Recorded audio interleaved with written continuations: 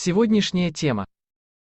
Препарат Лазолван, сироп 30 мг, 5 мл, 10 мл, флаконы темного стекла, 100 мл, серии 144 933 не соответствуют требованиям нормативной документации по параметру описания.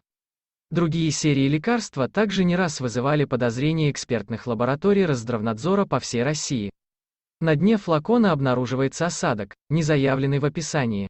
Чем нельзя лечить кашель? Читайте здесь. В связи с этим Петербургское отделение Росздравнадзора приняло решение о приостановлении обращения на территории Петербурга сразу нескольких партий лекарства серии 144 933 до соответствующего распоряжения Росздравнадзора.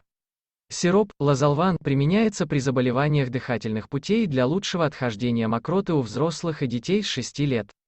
Почему производитель забраковал бромгексин, узнайте здесь. Здоровья вам! Ставьте лайк и подписывайтесь.